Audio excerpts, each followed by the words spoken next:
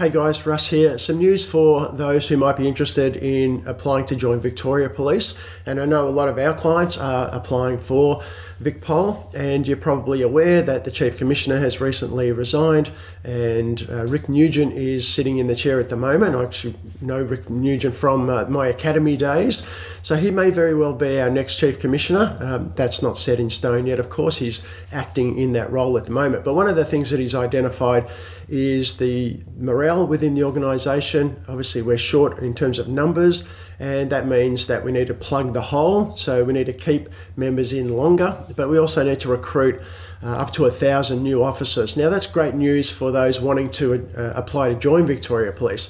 Now, if you're early in the process, one of the first steps that you've got to deal with is the entrance exam. Now, there are some exemptions already in place. If you have a degree in certain areas, you may be exempt from sitting the ATAR, or the Australian Council of Education Research exam.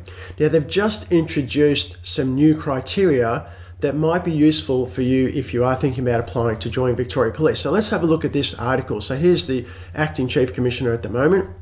We scroll down a little bit further, there's some additional information that you might want to read. But for now, what I wanted to show you is that Victoria Police has scrapped their entrance exam, before you get too excited, for applicants who achieve an Australian Territory Admission ranking, or an ATAR score, of 65 or above, and a study score of at least 25 in English.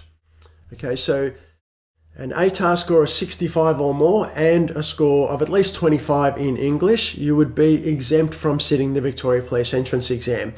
Now, that is a huge deal, but in the end, they're motivated to reduce the bar in order to get more people into the police force. So, look, for some people, this is going to be a good thing.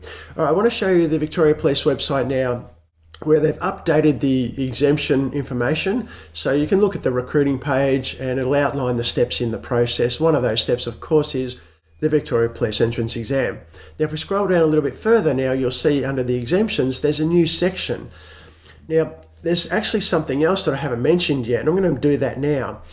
If you were employed as a paramedic or firefighter in an Australian emergency services organisation, or New Zealand or United Kingdom, now, this doesn't apply to SES or CFA volunteers, or if you're an Australian Defence Force on a full-time basis, again, not as a reservist, you will be exempt from sitting the exam.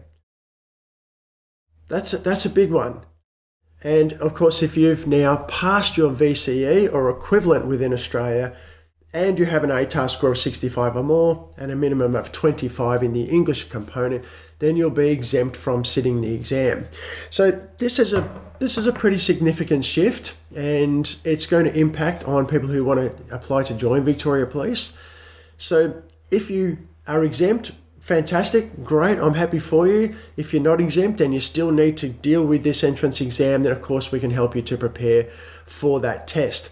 But in the end, whatever they do, whatever hoops they present, if you want to join the organisation, we need to jump through those hoops, and we're always going to be here to help you with that if you need it. All right, guys, well, if you have any questions, comments, or anything about this particular development, I'm keen to hear your thoughts. Otherwise, keep your foot on the gas, and I'll talk to you again soon in another video.